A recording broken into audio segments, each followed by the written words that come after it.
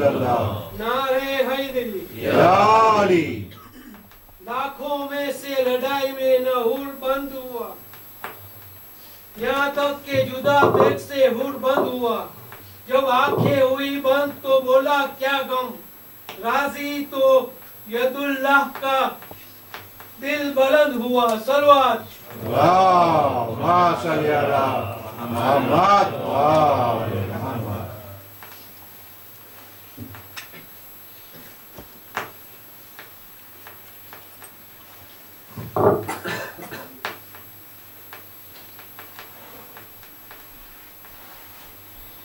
أعوذ بالله من الشيطان الرجيم بسم الله الرحمن الرحيم الحمد لله رب العالمين بارئ الخلائق أجمعين وباعث الأنبياء والمرسلين الذي بعد فلا يرى وقرب في شهد النجوى تبارك وتعالى ثم الصلاة والسلام والتحية والإكرام على خاتم النبيين وسيد المرسلين والشفيع المذنبين الرسول المؤيد والنبي الممجد المصطفى الأمجد أبي القاسم محمد اللہم صلی علی محمد و آل محمد لعنة الله على أعدائهم أجمعين من الآن إلى قيام يوم الدين أما بعد فإن الله الصادق العليم قال في كتابه الكريم القرآن الحكيم بسم الله الرحمن الرحيم بقية الله خير لكم إن كنتم مؤمنين اللہم صلی علی محمد و آل محمد السلام عليكم ورحمة الله وبركاته. وعلیکم السلام ورحمۃ اللہ وبرکاتہ. Into the fourth night of our discussion, and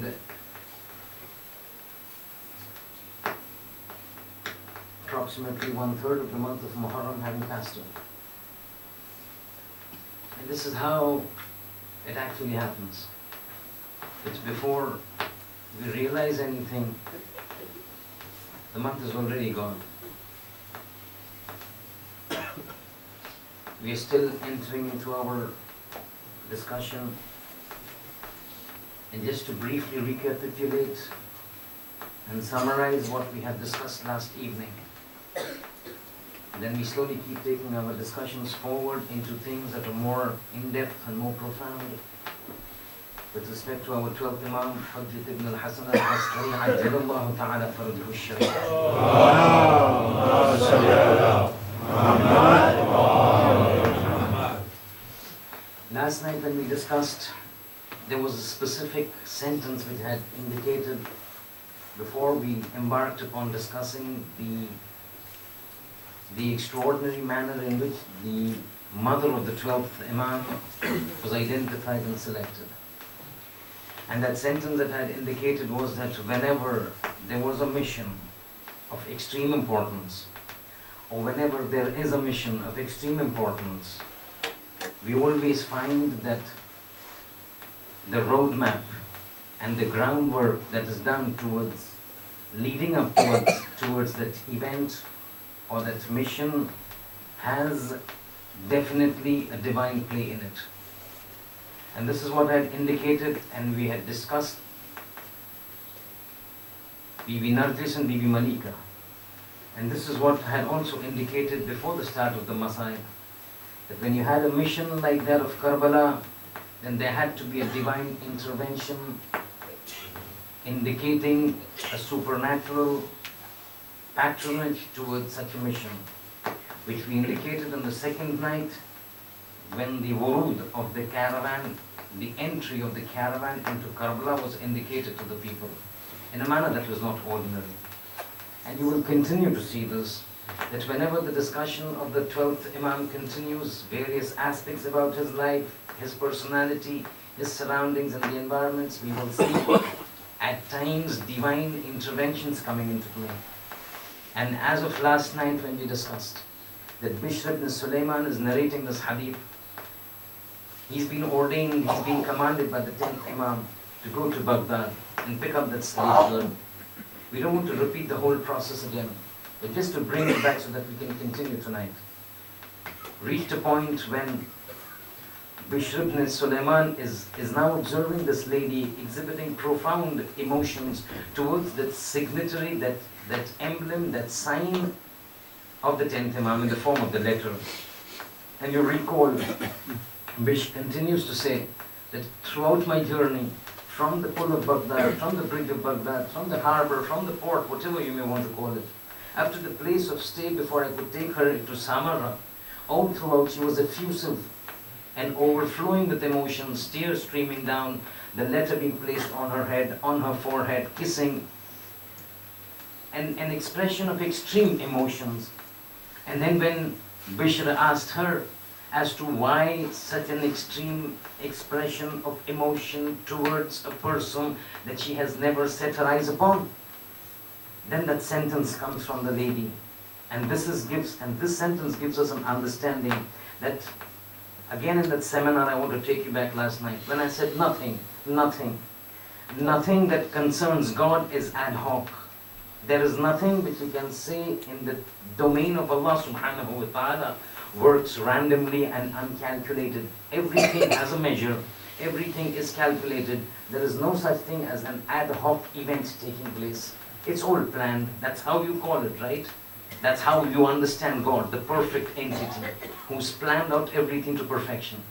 Now when Bishr is asking her that why is this kind of an expression from you, she retorts back saying that this man that you consider him to be the Imam, you do not have enough ma'arifat of him. Ask me, I will tell you what happened.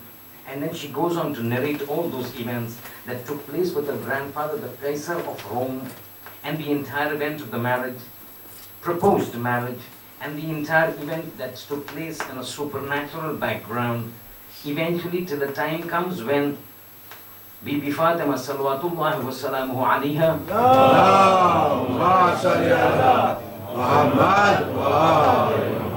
comes into the dreams of Malika and then advises her that your future husband would never come to you in your dreams until and unless you accept the religion of Islam.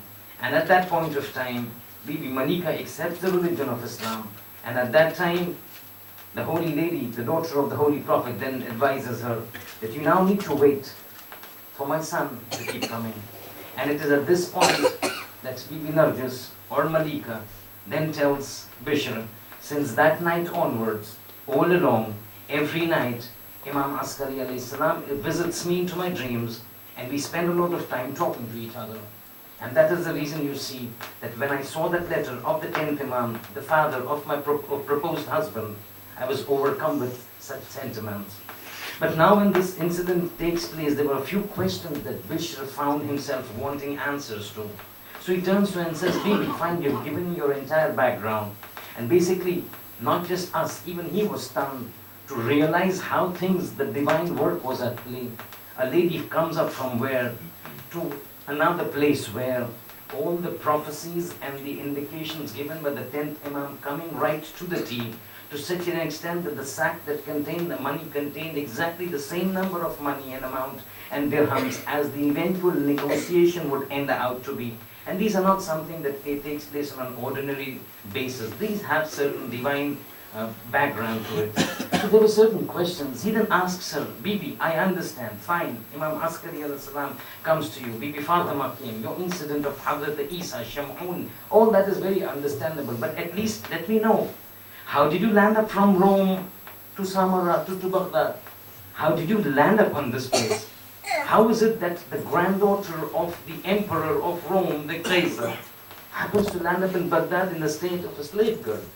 He says, this is again a plan that was identified to me by Imam Askari alayhi salam. One of the nights when we were sleeping, he comes to my dream and says, Malika, very shortly I'm informing you of an event that is going to take place. Very shortly, your grandfather, the Caesar, the emperor of Rome, is going to garner his forces to launch an military expedition towards the Muslim army. And there will be a battle between the Muslims and the Romans. So she says, fine, but how does it concern me? Saying, this is the opportunity where you will get to see me in person now. Up to now, we were all working about in dreams, but now we need to meet in person, because the time for fulfilling the prophecy of God is coming nigh, it's coming close to pass, and you cannot be staying in Rome. You have to come back, you have to come to me. So she says, what do I do now? How does this war affect me, and what should I do?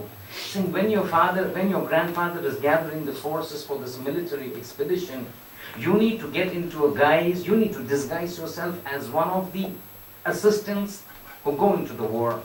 Now, you know, along with, when the war would take place, along with the males, there would always be ladies who would accompany the males to cater to them, to tend to them after a day's battle, when they would fall sick, when they would be injured, they would tend to them. So you need to disguise yourself as one of these helpers and enter into the army. She says, if I do that, what happens? He says, once you enter into the army, the battle, you will go onto the battlefront. Once you go onto the battlefront, a time will come when the Romans will be overpowered. When the Romans will be overpowered, the Muslims will take people from the Roman army as their slaves and slave girls, and you will come amongst them as a slave girl. You need not tell anybody who you are. You need not reveal your identity, but you will come as one of the slave girls, and then the rest I will take care of it. And she said to Bishr, when this happened, I realized exactly what Imam Askari was saying. My father indicated that he was going to launch a military expedition. Somehow I managed to disguise myself and enter into that army. And within the army, then we were overrun, and some of us were taken as prisoners and then sold as slaves. And I happened to be one of them till the time that you see me now. But one thing that was going on along all this period was that it would not appear initially. But at this point of time, Bishr says and asks her a question, a very valid question. Because all the discussion, all the talks that were going on between Umar ibn Yazid, between all the slave traders, between Malika and between Bishr ibn Sulaiman, they were talking in Arabic. So now he's asking her, lady, I've been observing that from the time you've landed into Baghdad, you've been talking Arabic. But you come from Rome. Romans don't know Arabic. So how come you know Arabic? And how do you speak so fluently? And she said, yes, my grandfather had always put a lot of effort in educating me. And one of my tutors was a lady who was versatile, who was a linguist, versatile in various languages. And she was the one who taught me Arabic. Fine, few questions answered. Bishr says, I took them, I did not want to go deeper into it. This was something I realized beyond my domain, beyond my sphere. I had a task to take this lady from Baghdad to Samarra, and that's what I did. I took her the next day from Baghdad. We reached Samarra. We were entering into the house of the Imam. As we entered the house of the Imam, we find the 10th Imam waiting for us. As they enter, Imam rises up in respect of Bibi Nargis. Bibi Nargis enters, and then after the initial formalities, Bishr is narrating, after the initial formalities, the 10th Imam tells her and addresses her, my daughter, you have come into my house for the first time, and I know your value, I know your status in the eyes of Allah subhanahu wa ta'ala. I want to give you two options. Pick up one of these options and it is yours. So she said, Labbayk yabna Rasulullah, what is it that you want to offer? So he says, I will give you two options, you select one. One is, because you're coming for the first time, I want to give you a gift. You're entering into my house for the first time, I want to give you a gift. You're coming as a guest into my house, I want to give you a gift. But it has to be one of these two. One is either you want money, and I want to give you with 10,000 dirhams. Or the second option is, I don't give you money, but I give you glad tidings that will give you iftikhar and pride in this world and the hereafter. What would you want? Do you want 10,000 dirhams? Or do you want the news, a glad tiding of an iftikhar, of a prideful position for you, a rank and a status for you that you will be proud of in this world and the hereafter? Now all along we've seen the character of Bibi Nargis, and she says, I don't want the money, give me that glad tidings. So she says, so the 10th Imam says, Nargis, my daughter, I give you glad tidings that from your womb will come out a child who is going to establish a rule of justice and equality on this earth. And through him he will spread justice in this world and the hereafter. It will be source of pride and iftikhar in this world for you and the hereafter. Having given that, Bishop says, Imam turns and calls out to Bibi Hakima. He says, Hakima, come inside. Hakima was the sister of the 10th Imam. When Bibi Hakima comes outside, Imam refers to Bibi Nargis and says, Hakima, this is Nargis. As Bibi Hakima comes, she was little aware of the scenario. So she hugs Bibi Nargis. Now this is Bishop narrating. They hug each other, take Nargis inside. Teach her the rulings of Islam, the rulings of fiqh of our religion. Because this lady is going to be the wife of my son Hassan and the mother of the Qaim of Ali Muhammad.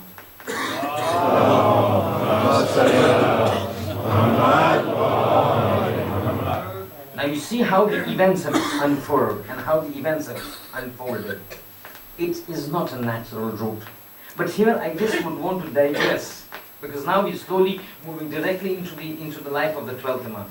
And inshallah, before we end today, we have to know and we have to discuss the arrival and the birth of the 12th Imam. I know I had said the same thing last night, but unfortunately the time did not support me. But this time tonight we have to do it, or else we might be falling short in the subsequent nights. But here I just want to digress a little, because there would be certain individuals, and it is very natural, there would be certain individuals who would be having some sort of a thought process coming into their minds, that all these things about dreams that take place, all these things that come in the shape of dreams, Shamkhun comes, Isa comes, the Prophet comes, they talk, this, that, does it have any validity or does it not have any validity?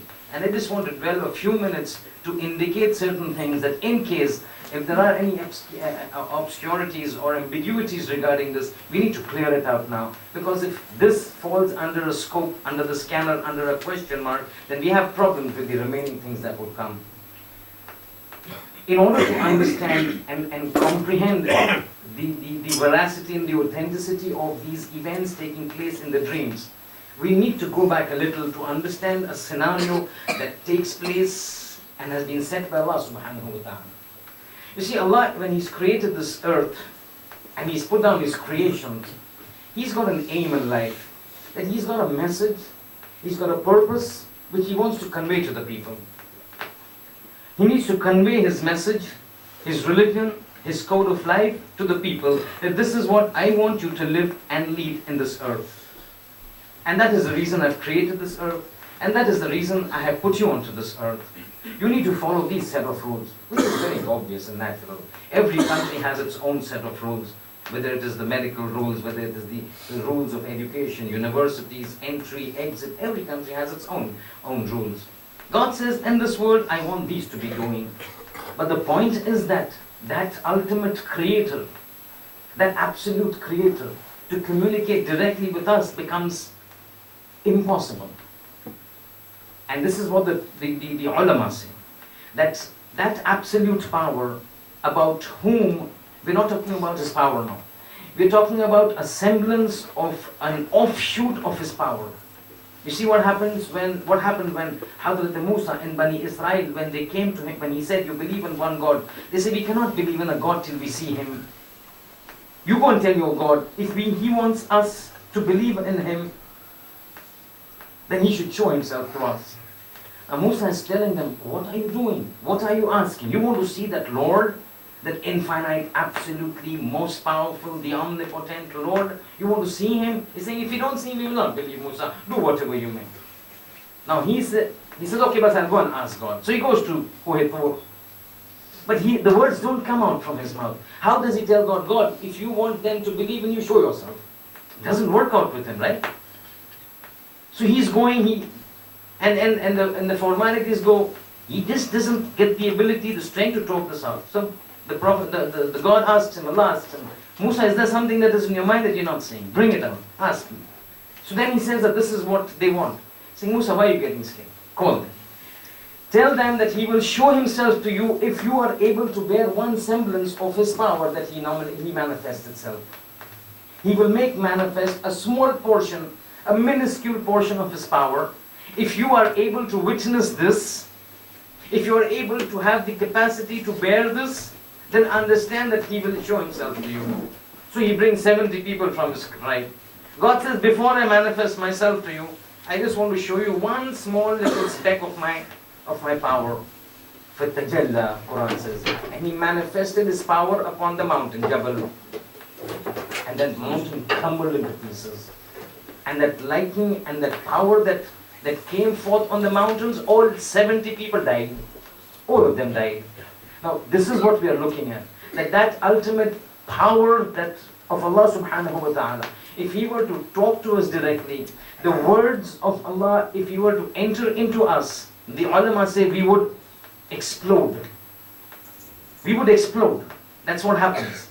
There is no capacity in us to withstand that power that comes with, say for example, a word like Bismillah ar-Rahman ar-Rahim.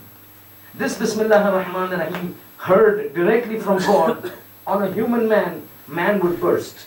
He does not have the ability to withstand that power that is encompassed in these words. And so there is a need for a medium to take that power, who has the ability to absorb that power, dilute it, and then speak it in a mortal form to us. And hence the revelation is revealed to the Holy Prophet. He encompasses it, and then with his diluted mortal means, he conveys to us, which we are able to listen. It's a very complicated process. If you don't understand, let it go. What is simple to understand is that there is a means by means of which God communicates his message, not to us, but to the Prophet. At times, he then has a certain minuscule means of passing subtle messages. I will come to that. So when God wants to communicate with his Prophet, there are, according to the Ilm al-Kalam and the Aqaid, there are certain ways he adopts. One of the ways is ilham. That means something just comes into the mind of the Holy Prophet. This is called ilham, inspiration. Inspiration that comes to us is a different sort of inspiration as opposed to an inspiration that comes to a prophet. And all of us sitting over here, obviously, we discount the small children because they're still not in that age of understanding. But those of us who understand always, definitely, have come across times when they want to do something, and all of a sudden they change their mind and do something else, and that comes out better. It happens. In examination, you have a multiple choice question. You want to answer B, and you're about to do B, and something happened, and you say C, and C comes out right. And this happens on various occasions in our daily life, whether it's business, whether it is moving around with relatives or something. That inspiration comes to us from the angels.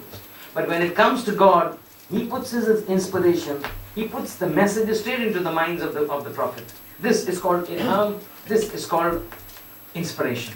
That is one way in which Allah conveys his message, his ideas, his communications to the Prophet. Not just this Prophet, all the Prophets. The second means that he assumes, he adopts in order to communicate his message to the Prophet is by means of the angel Jibreel. And this is the one that we are common. Majority of the communications from Allah to the Prophets takes place through by means of this medium. The Archangel, the Sayyidul Malaika, Hadrat Jibreel alayhi salam. The third way that he uses, and on very specific individuals, is the direct talk that he has with the Prophets. So in the case of Hadrat Musa, or in the case of the Holy Prophet when he went on Mi'raj and he approached the closeness, spiritual closeness of God.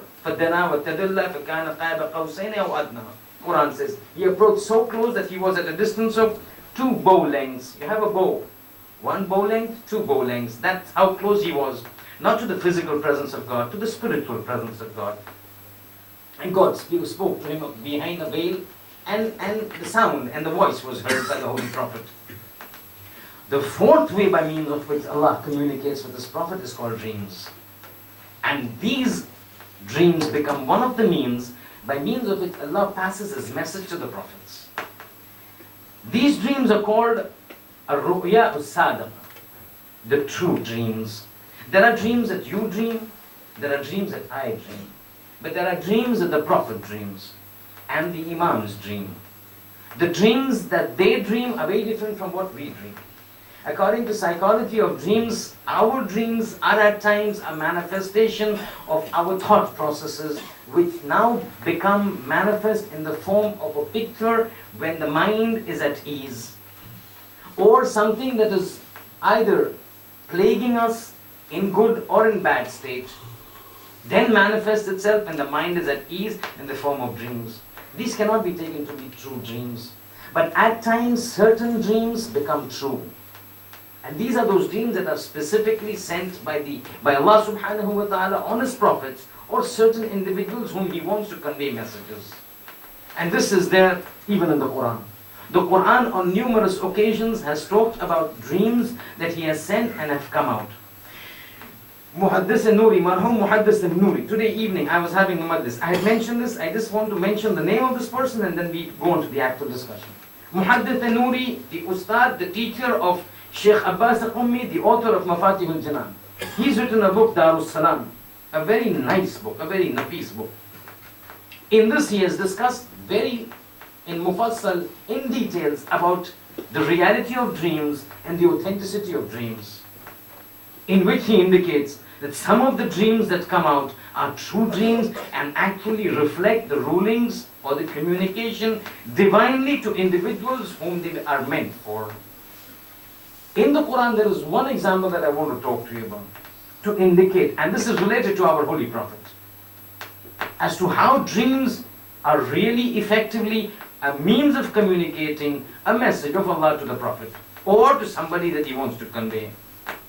In Surah Al-Fath, verse number 27 and 28, Allah indicates on an event that took place with the Prophet. When he says, لَقَدْ صَدَقَ اللَّهُ رَسُولَهُ الرُّؤْيَا بِالْحَقِّ لَتَدْخُلُنَّ الْمَسْجِدَ الْحَرَامِ إِنْ شَاءَ اللَّهُ آمِنِينَ مُحَلِّقِينَ رُؤُوسَكُمْ وَالْمُقَصِّرِينَ, saying God made true the dream that He showed to the Prophet with respect to his entering Masjidul Haram, that we showed the Prophet in his dream that he would enter Masjidul Haram with his head shaven and his nails being cut. When Allah wishes, this will take place. Now this in Surah Al-Fath, verse number 27 and 28, links to an event that took place in the 6th year of Hijrah. In the 6th year of Hijrah, one night the Prophet is sleeping, and all of a sudden, you understand, in the 5th and the 6th year of Hijrah, the Holy Prophet is in Medina. Makkah is not conquered as yet. The conquest of Makkah took place in the 8th year. As of now, Makkah is not under their control.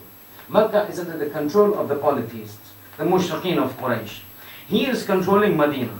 But there's always this desire of all the muhajireen, those people who did hijrah from Makkah to Medina. Oh, I wish a time comes we go back to Makkah. We miss that Al-Masjid al-Haram.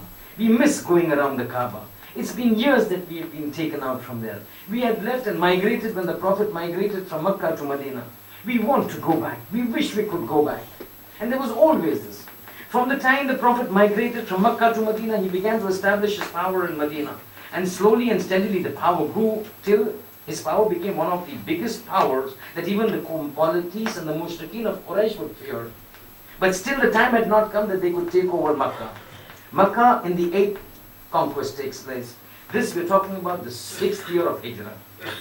In the 6th year of Hijrah, the Holy Prophet one night is sleeping and he dreams. He dreams that his head is shaved, he's in a state of ihram, and he's entering Masjidul Haram for performing the pilgrimage, the Umrah or the Hajj, but in a state of ihram. He gets up in the morning and he says, look, I've seen these dreams. Now in those times people were well aware because the Prophet was communicating with them. They would see him, they would talk with him, they would sit with him. They had problems, they would ask him. He would answer them back. So this issue about dreams being true, not true, was not very applicable as those times because their things were very clear. So the moment the Prophet said to them, look, I dreamt this, that I myself with a few followers are entering Masjid al-Haram in a state of ihram, head is shaved, and it shows that I will be going to do the pilgrimage with a few of our people. So all of them thought, fine, now we have to go for pilgrimage. So they said, hi Abbas, this time, this Hajj we are going to go together. This is the 6th year of Hijrah. So they said, okay, the Prophet says, let's go together. So they decide, they take it up. Now this is the dream of the Prophet. He sees that he's going to enter in a state of ihram. As they go towards Makkah, they are confronted with the polytheists of Quraysh. And they oppose the entry of the Prophet into Masjid al-Haram. They say, we cannot. Over our dead bodies. You want to do, we will unsheath our swords. Now the Prophet realized, first time, he wants to go to Masjid al-Haram. After the time that he has migrated from Makkah, doesn't appear right to start a war, shed blood to go there. So he said, higher, but let's sit and do some form of an agreement. And at that point, in the 6th year of Hijrah, came together a treaty by the name of Sulh Hudaybiyah, the Treaty of Hudaybiyah, an extremely important treaty that eventually paved the way for the Islamic conquest of Makkah. But we don't want to go into the details of what that treaty was. Suffice to know, the treaty was signed. According to the terms of the treaty, this particular year, when the people came, when the Prophet came for Hajj, they would not be allowed to do Hajj. They say you have to go back. And this is one of the clauses of that treaty. You go back now, come again next year. Next year when you come again, we will not oppose you, but not this year. One. Secondly, the terms of this treaty stated, for 10 years, neither will the Holy Prophet attack the Mushrikeen, nor will the Mushrikeen attack the Holy Prophet. And this gave them so much time to make themselves so powerful, because they did not have a fear of the Mushrikeen attacking them, that they built themselves to such a power that eventually 2 years later, they took over Makkah. But for this time, Sulh stated, you need to go back. At this point, a lot of people showed their true colors. A lot of people showed their true colors. Whether it was Ali, who showed his true colors of absolute obedience to the Holy Prophet, who showed their true colors of not having enough ma'arifat of the Holy Prophet. And they would come and say, this man was a prophet. This man is a prophet. He's always said, my dreams are true. He dreamt that he's going to come inside Masjid al-Haram. We believed him. We came over here. And now we are stopped from entering. This means either one of these two things. Either he's not a prophet, one. Or if he's a prophet, then all his dreams are not correct. That means the very foundation of certain people became shaken. As opposed to certain individuals like Ali, whatever the Prophet said, he says, Labbaik. If we have to go back, we go back. And there was a lot of discussion that we should not go back, we should fight. And the Prophet said, we've signed it, we will go back. They went back till the next year. They came again with full force, with full power, with full waqar, subjugating by means of their personalities the Quraysh, the elders of Quraysh. And the next year, which is the 7th year of Hijrah, this Prophet's dream became true. As soon as this became true, this verse was revealed. لَقَدْ صَدَقَ اللَّهُ رَسُولَهُ الرُّؤْيَا.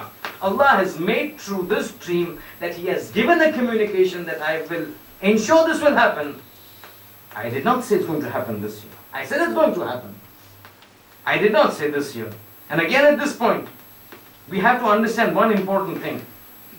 That when we get these sort of things, these are lessons for us to understand. And I'll tell you what lesson. The dream came. People thought as soon as the dream comes from God, it has to be fulfilled. Nowhere it is written that whatever God says, it has to happen at that time. This also goes true not with this event only. It also goes true with our du'as. You know we do dua? And we asked a lot of things. Allah, give me this, give me that. And we expect as soon as we raise our hands, we are so important in the eyes of God that He will leave all His work and He says, hi, Abbas, Labbaik, Shaykh, come here, whatever you want, I'm giving. It doesn't work. When He says, Ud'uni astajib lakum, ask me and I will answer you, it doesn't mean the moment my prayers end, He has to answer it. Listen to this small, and then we go back to our discussion. You know, Prophet Musa.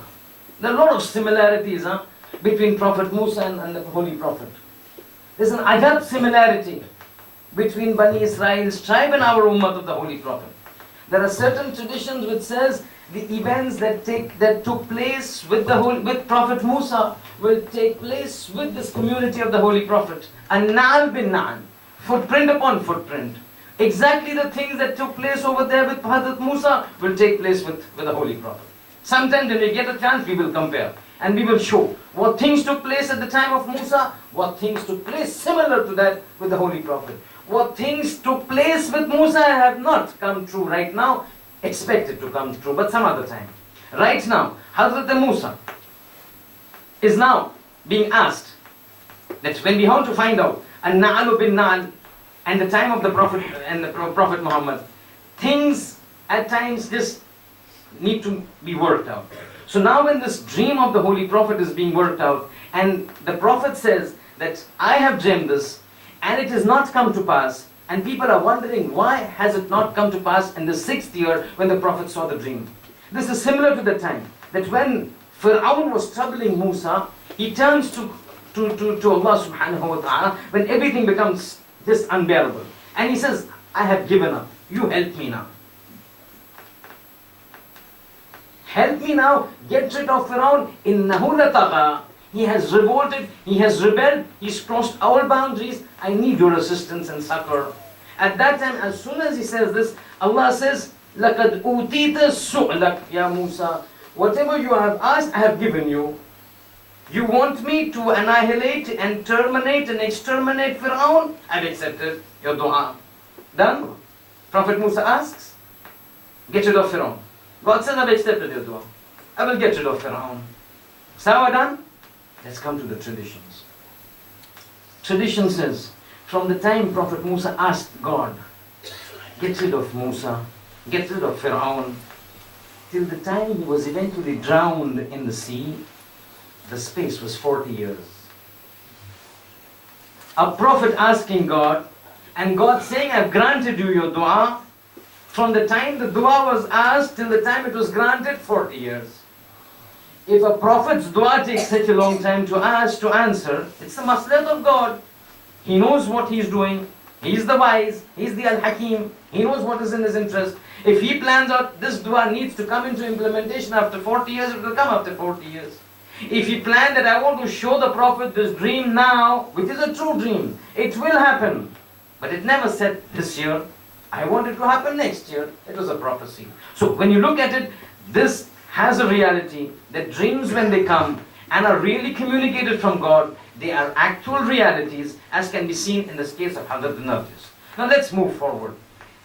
Hazrat Narjis comes into the house of the 10th Imam, and the nikah ceremony takes place. You heard last night, in the dreams the nikah was already, she had already accepted the Tawheed. Now the actual real formation and the formulation of the nikah needs to be done. It is done, she becomes the wife, everything goes further. As time moves forward, now we refer to a tradition of how the birth of the 12th Imam takes place by the words of Bibi Hakima. An amazing hadith. And the reason that there are several trains of these narrations, but because it is coming from the daughter of a Ma'soom, a sister of a Ma'soom, and an aunt of a Ma'soom, this assumes immense importance. In mu'tabar books of the Shiites and innumerable books of the Sunnis, this tradition is seen. This tradition narrated by Bibi Hakima, the birth of the 12th Imam. Bibi Hakima narrates, one day I was in my house, and it was the 14th of Sha'ban, one night or one eve before the Shab 15th. Now understand, from the time of the Holy Prophet, there is sometimes a sort of a misconception that the 15th of the month of Ramadan, 15th of the month of Sha'ban got its importance and significance because of the birth of the 12th Imam. Partly correct, not fully. Because by the birth of the 12th Imam on the 15th of Sha'ban did not give it the importance, it increased its importance. Because the importance of the 15th of Shaban was there right from the time of the Holy Prophet. He would emphasize on things to be done on the 15th of Shaban. The birth of the 12th Imam in the night of the 15th of on the morning of 15th of Shaban, before morning, added to its importance. So let's get this clear. Bibi Hakima says 14th Shaban, and I'm preparing for the Shab of the 15th. I need to stay awake. I need to do my ibadat. I need to do my ziyarat. I need to recite my du'as. He says, I was preparing myself for the Shab of 15th when all of a sudden I received a messenger from my brother, the 10th Imam. She's the sister of the 10th Imam. The messenger comes and says, the Imam is calling you. So Hakima says, I leave for the house, brother is calling me, Imam Waqt is calling me. Very close relationship between the 10th Imam and Bibi Hakima. They were very close. They were confidants of each other. So Bibi Hakima goes there, and Imam Ali al-Naqi says, come Hakima, I need to share with you an important information. So she says, what? She says, I've got a request to make of you. She says, what? She says, tonight I want you to have dinner at my place, and you will sleep at my place. So she is little perplexed. Saying, oh brother, all of a sudden you want me to stay tonight at your place, have dinner at your place, for what? He's saying, Hakima, tonight is the night when my representative, and the representative of the God is going to be born. So she says, who, Al-Qaim? So he says, yes, my son Al-Qaim is going to be born. My Imam Hassan Askari is telling her that my son is going to be born. Now she goes to the house, and she's sleeping in the house of Imam Askari alayhi salam.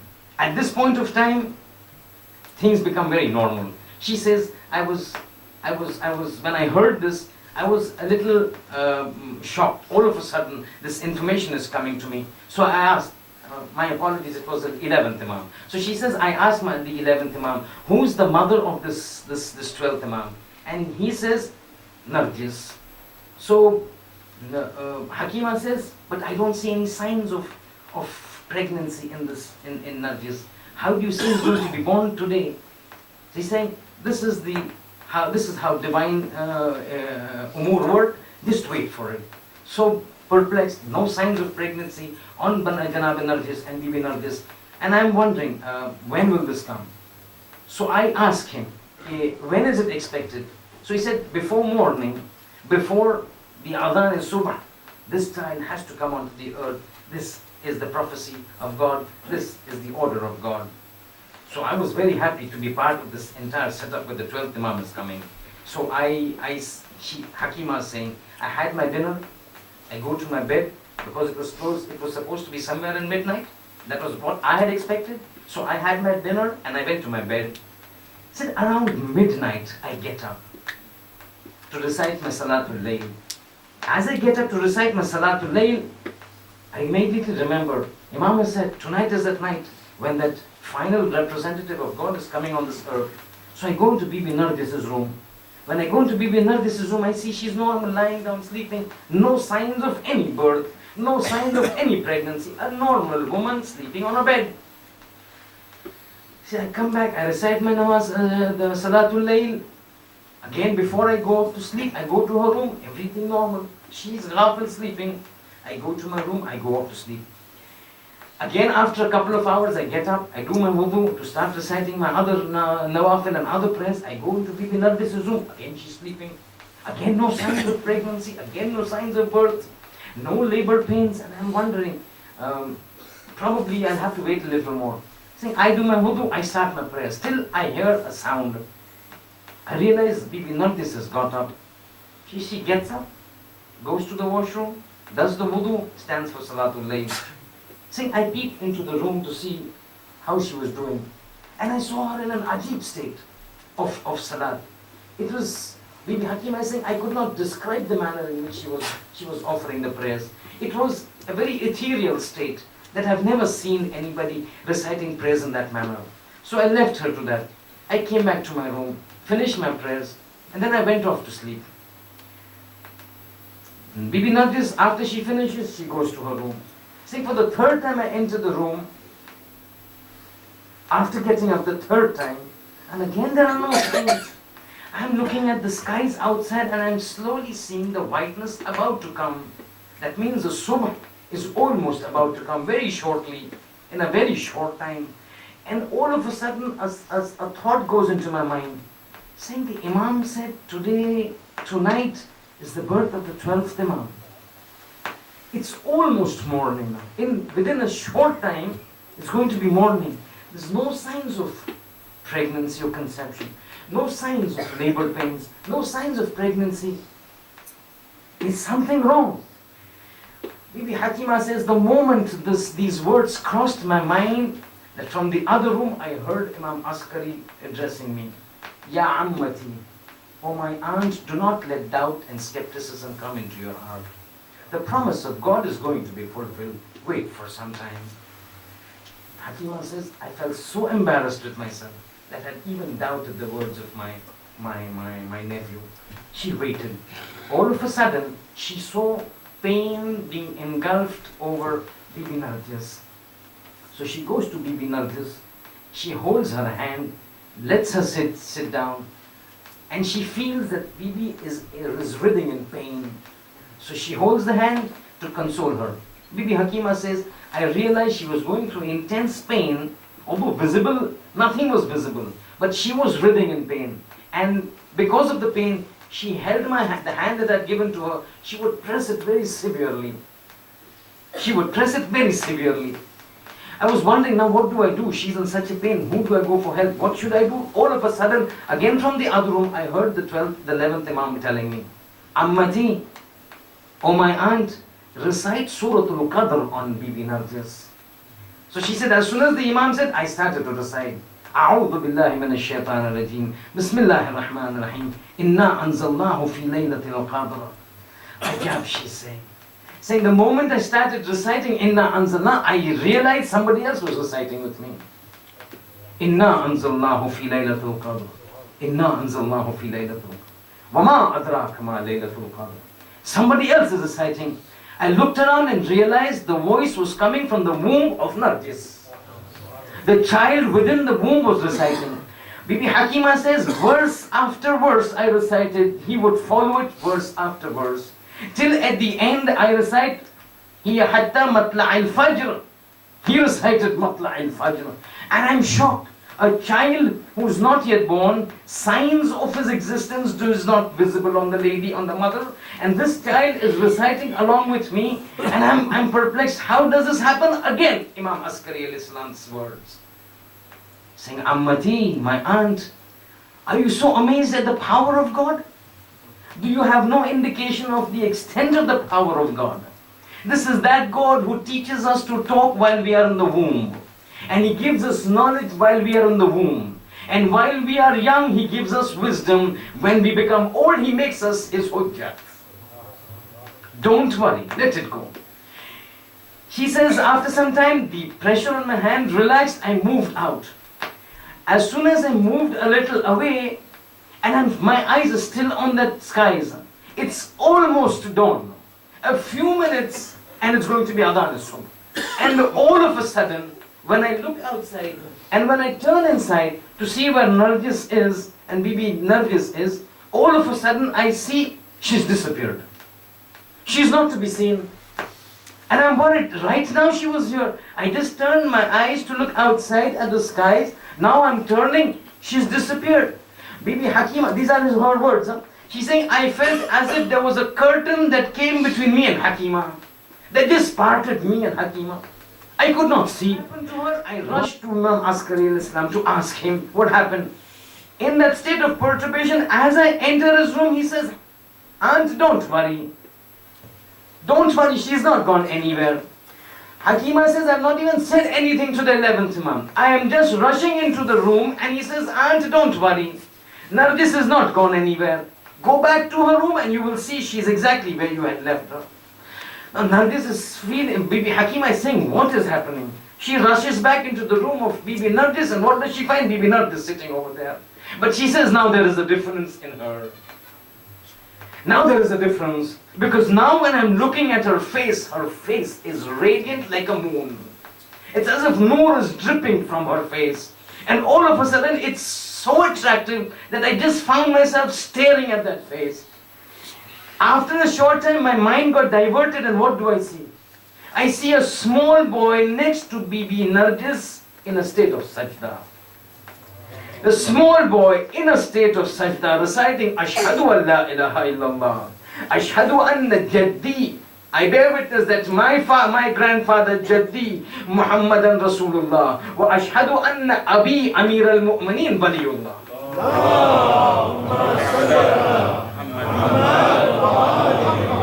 See, I'm seeing this child in a state of sajda. He is just born in a state of sajda. Not just a state of sajda, he is reciting in the state of sajda.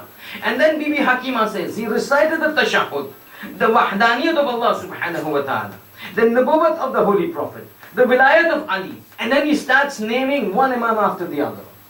Hassan ibn Ali, wa Hussein ibn Ali, wa Ali ibn al-Hussein, wa Muhammad ibn Ali. Right across till he comes to the 11th imam. When he comes to the 11th imam, he sends salawat upon the entire Ahlul Bayt. And then he supplicates to God, "Oh Allah, the reason for which you have put me into this world, grant me success. And govern the mission that you have put me for. And through my hands establish peace and equality upon this earth." Bibi Hakima is saying, I'm watching this little boy minutes or moments earlier born in this state. All of a sudden this boy raises his head from the sajda and recites the ayah of shahada.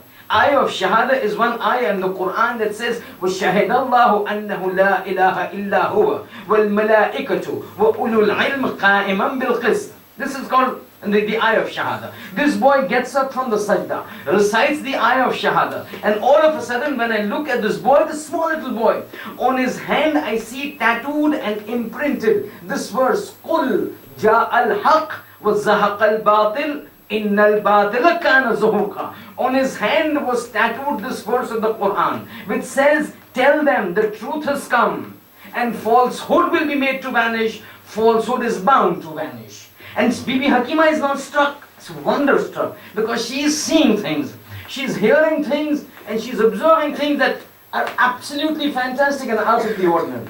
Bibi Hakima continues, I continue to look at this boy. He finishes his recitation, raises up his head, recites that dua, "Oh Allah, by means of me spread equality and justice onto this earth." And then he sneezes. Once he sneezes, then he says, "Alhamdulillahi Rabbil Alameen." When he does this, he remains calm. Bibi Hakima says, I go closer to him and I pick up that child. As I pick up that child, I see this child is kabhi sa tahir, is completely tahir. There is no blood, there is no najasat, circumcision, everything done. But this is not something to be amazed about. This is not something to be amazed about. Because there are numerous traditions that indicate the birth of an imam is not like our birth. They don't follow the same procedures as our birth follows. And I don't want to go more into detail because there are little children before me. But understand, their approach and their procedures are very different. And that is one of the reasons that this is the ilm, this is the ghaib. These need to be shown to everybody. And when the time came for this act to take place, the curtain came between Hakima and Nargis Khatun. Nobody knows how it comes, but it does not follow the normal route. It is an extraordinary event for an extraordinary being to come into this world to fulfill an extraordinary mission. And this birth that we saw of the 12th Imam, it is exactly like for all the Imams. They are born tahir, they are born pak, they are born completely clean and free of all najasa. Each of the Imams, when they come, they behave in the same manner. They go into the sajda, they bear testimony to the God. They bear testimony to the oneness of God, to the nubuwwat, to the wilayat. And this is what we say. That their creation is different from our creation. We keep clamoring. Do not compare the Ahlul Bayt to us. We tell ourselves, we tell our own people, and we tell the others. Understand, you cannot compare them to us. They are of a different level. They come with a different level. They are helped by a different level which you and me cannot comprehend. So that is the reason when Bibi Hakima saw all this, it was too much for her. But when it comes to the 11th Imam, he knows that this is how this family runs. This is how it's been taking place for this family for 13, 14 generations basically, or 13, 14 individuals that have come into this world. Their birth is different, their arrival is different. When they come, they react differently to what you and me would normally react, or normal children react. Now Bibi Hakima says, I took this boy, and as I'm looking at it again, I hear the sound of Imam Askari. Says, Auntie, bring my child to me. So Bibi Hakima says, I took the child, took it to Imam Askari. Saying, Imam Askari took him in his hands, bent down, put his mouth upon his mouth, gave him his tongue, spread it over his lips, and Bibi Hakima is saying, I'm just looking, I don't know what is happening. But if you know, this is exactly what happens with one Imam and the other. We don't want to go into it, but this happened between 8th Imam and the 9th Imam, and the previous Imams. But let's go, that's not what we want. He says, he takes the child, puts his mouth upon his mouth, spreads his tongue over his mouth upon his lips. Then he takes him. Then Bibi Hakima says, now these are her words. He picks him up and he presses his eyes, his forehead, and his nose and ears in a very specific way. I could not discern what kind of manner she was pressing, but it was not a normal way that you would press. And as he presses, he says, Ya bunayya takallam, oh my son, speak. And Bibi Hakima is not just listening. That the 11th Imam is telling the 12th Imam in his hands, minutes ago born, oh my son, speak. And Bibi Hakima says, suddenly I saw this child once again coming in speed. And this time again he bears the testimony of God. And in the hands of his father, he says, my first Imam is Ali, and second is Hassan, and third is Hussain, and fourth is Ali, till he comes to the 11th Imam. And again he recites the salawat upon the entire Ahlul Bayt, and then he keeps quiet. As he keeps quiet, Imam looks at him and says to Hakima, this is that qaim that all our Ahlul Bayt have been waiting for. This is the 12th Imam who is going to fulfill the prophecy of God upon the earth. Now Bibi Hakima says, as Imam Askari is talking to him, they move towards Bibi Narjis and they go into the room. As they are there, suddenly some birds start flying in. White, pure, snow white birds start flowing inside the room and start circling the boys. All of a sudden, one of the birds says, pick up this child, take care of him, and take him to the skies. So all of a sudden, and this was something that they could hear, so they take the child in their hands and these birds fly off. Now Bibi Narjis, as soon as she sees this happening, which is extremely out of the ordinary, that birds come and pick up a newborn child and take the child outside the house into the skies, she begins to weep. So Imam Askari says, Narjis, don't weep. Why are you weeping? Saying, Yabna Rasulullah, these birds are taking away my child. Saying, don't worry, they will come back shortly. Because I promise you, Narjis, no other woman will feed this child except you. And no other woman's milk will go into the mouth of this child except yours. But understand, this is a routine that needs to be taken with my son. So Bibi Hakima asks, who was that bird who ordered the others to pick him up? He's saying, this bird is an angel by the name of Ruhul Quds. You know, تَنَزَّلُ الْمَلَائِكَةُ وَالْرُوحُ. Surah Al-Qadr. تَنَزَّلُ الْمَلَائِكَةُ وَالْرُوحُ. And descend on this night, Al-Malaika and Ruh. Ruh is an angel, but is a bigger form of a different level. Saying this Ruhul Qudus has been ordained by Allah subhanahu wa ta'ala to assist the 12th Imam in his mission for universal reformation. ये खुदा का निज़ाम है. नरजिस, परेशान ना हो. कुछ ही अरसे में ये बच्चा तुम्हारे पास आ जाएगा और तुम्हारा ही दूध इसके मुंह में जाएगा और तुम्हारे ही दूध से इसकी तरबियत हो. और यही वो चीज थी कि जो कल मैंने अर्ज की और आज इब्तिदा में बयान, कि जब मिशन बहुत बड़ा होता है और मुहिम होता है, तो फिर हम देखते हैं कि खुदा की कुदरत कैसे शामिल हाल होती है हर मसले पर, हर मरहले पर. लेकिन ये सब बरनामा, ये सब प्रोग्राम पता है किस लिए हुआ? ये सब प्रोग्राम इसलिए हुआ है ताकि आप और मैं और हम जैसे अफराद हिदायत याफ्ता हो जाए और हम अबदी अजाब से बचकर خدا کی رحمت میں بہشت میں مجلس عزا برپا. لیکن یہ نظام جو ہدایت دینے کا ہے اور ہدایت کرنے کا ہے وہ ایک مختلف شکل، مختلف زمانے میں، مختلف شرائط میں، مختلف شکل کے ساتھ کام کرتا ہے. مختلف شرائط میں یہ ہدایت دینے کا انداز مختلف ہوتا ہے.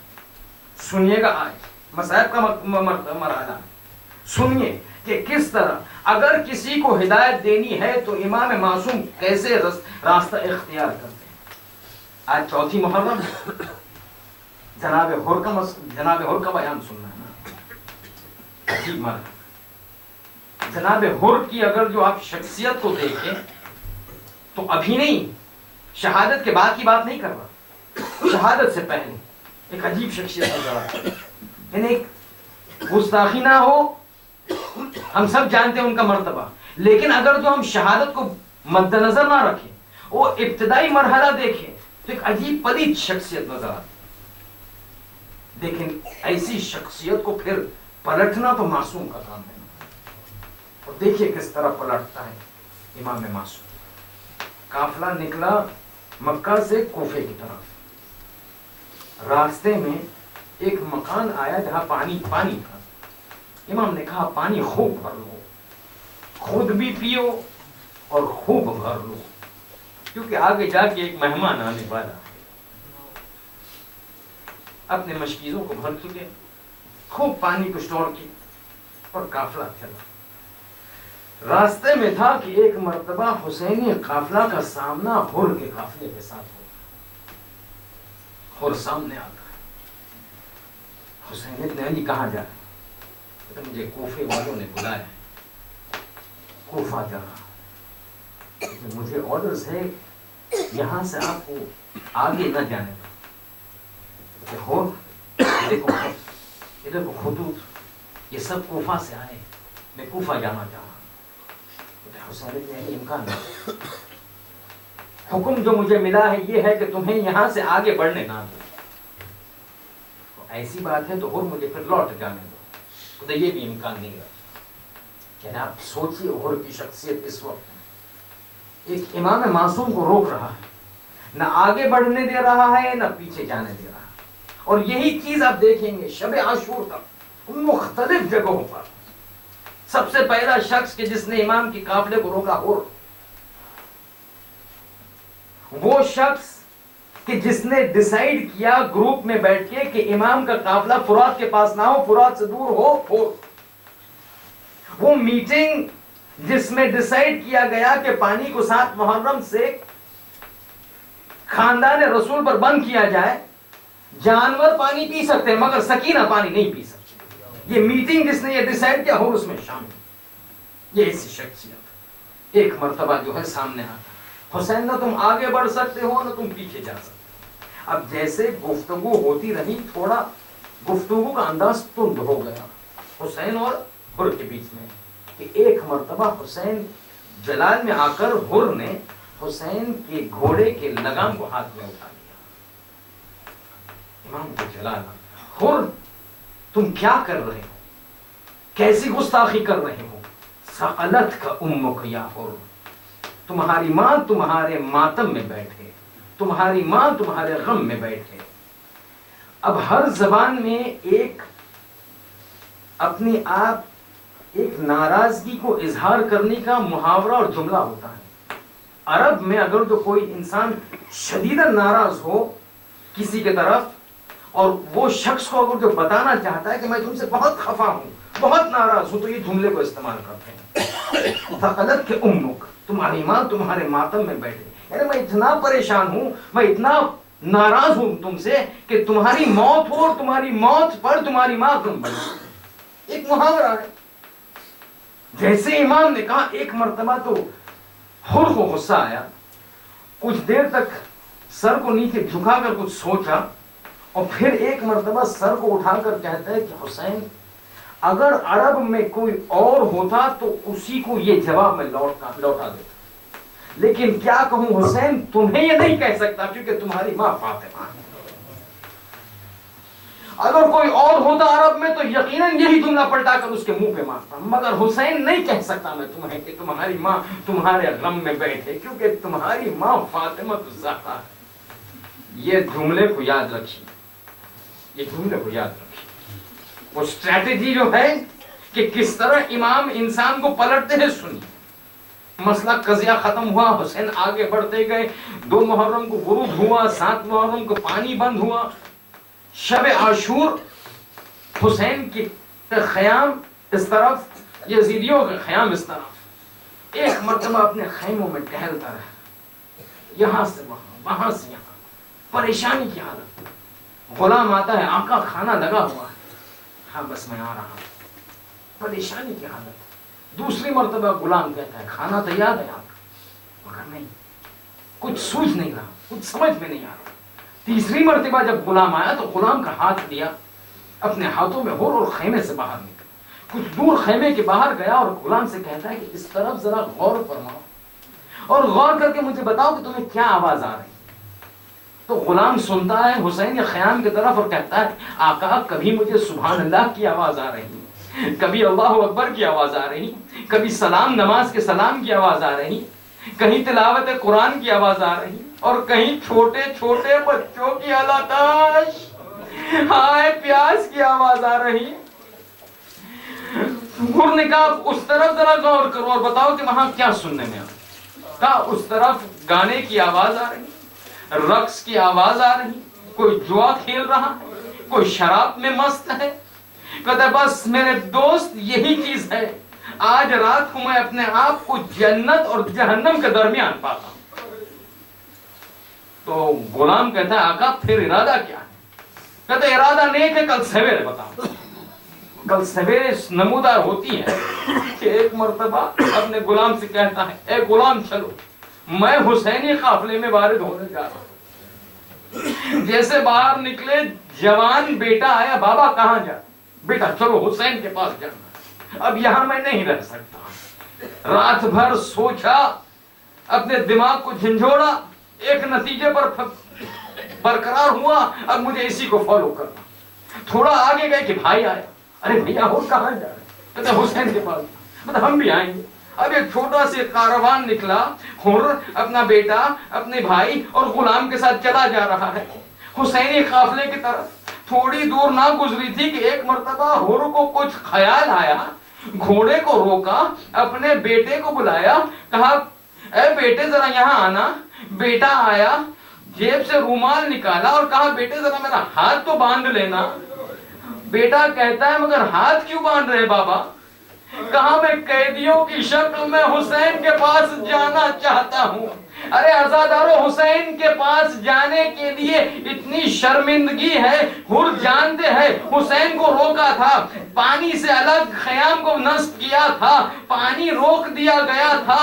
اب یہ سب چیز حر کے ذہن میں گھوم رہی، ایک گلٹی فیلنگ پیدا کر رہی۔ ہاتھوں کو باندھا قیدیوں کی طرح۔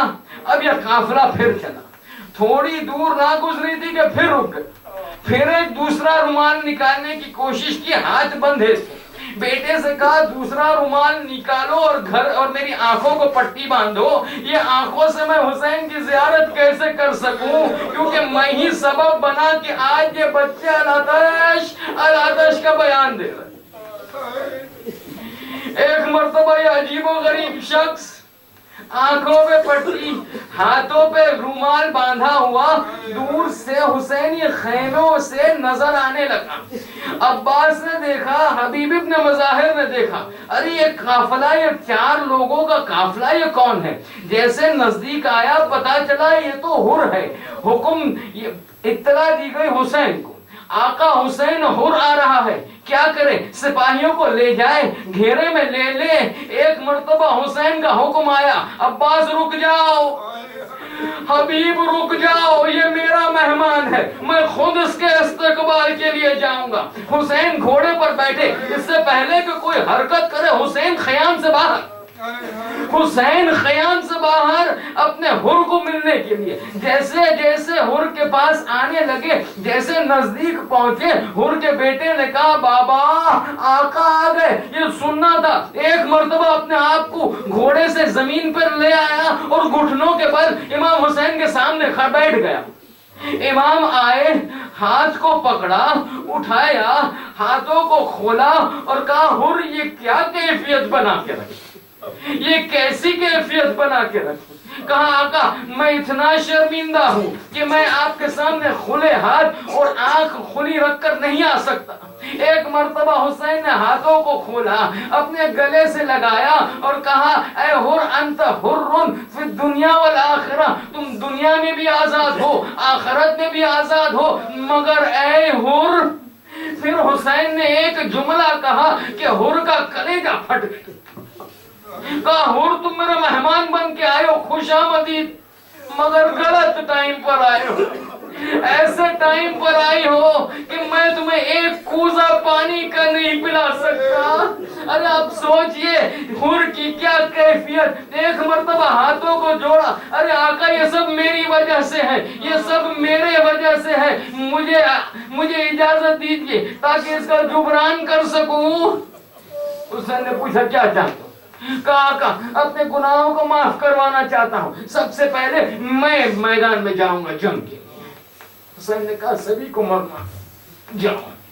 جنگ شروع ہوتی ہے اور حر جانا چاہتے ہیں کہ کچھ عرصہ چلتے ہیں اور پھر واپس آتے ہیں. کہتا بیٹا ادھر آؤ, تم پہلے جاؤ. اپنے بیٹے کو بلایا, کہا پہلے تم جاؤ, میں دیکھنا چاہتا ہوں کہ تم کیسے مرتے ہو تاکہ علی اکبر کا غم تو جان سکوں, تاکہ جان سکوں حسین کس طرح علی اکبر کا لاشا دیکھے. ایک مرتبہ بیٹا لڑتا ہے, لڑتے لڑتے زخموں سے چور زمین پر گرتا ہے. اے بابا ادرکنی, سننا تھا. ایک مرتبہ اپنی استغاثہ اپنے بیٹے کی آواز سنی کہ ایک مرتبہ حر دوڑنا چاہتے تھے کہ کسی نے ہاتھ پکڑ کر روک لیا. مڑ کر دیکھا تو کیا دیکھا, ارے حسین نے ہاتھ پکڑ کر روکا ہے. آقا میرا بیٹا پکار رہا ہے. حسین نے کہا حر تم نہیں جاؤ گے, میں جاؤں گا. تو حر کہتے مگر آقا کیوں؟ تو حسین کہتے ہیں ارے جوان بیٹے کا لاشا کہیں بوڑھا باپ اٹھاتا ہے.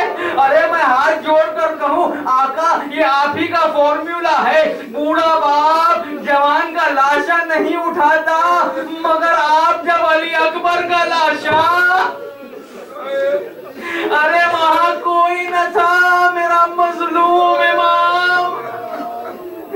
ایک مرتبہ حسین جاتے ہیں, حر کے جوان کو لے آتے ہیں. اب حر کہتا ہے آقا مجھے اجازت دیجئے. حسین اجازت دیتے ہیں. ایک مرتبہ حر جاتا ہے, میدان میں جنگ کرنا شروع کرتا ہے. سپاہی ہے نا, کمانڈر ہے نا, کتنوں کو فنار کیا, مگر ایک انسان اتنے ہجوم کے سامنے کہاں تک ٹک سکے. ایک مرتبہ ایسا آتا ہے کہ حر گھوڑے سے زمین پر گرتا ہے.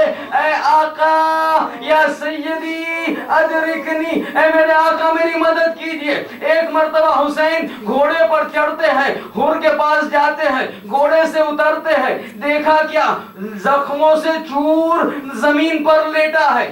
اپنے سر کو, حر کے سر کو اٹھاتے ہیں اور اپنی زانوں پر رکھتے ہیں. یہاں ایک لمحے کے لیے میں تھوڑا متوقف ہوں گا, تھوڑا توقف کروں گا. ایک سوال کرنا. حسین نے حر کے سر کو اپنے زانوں پر لیا. کیا دیکھا؟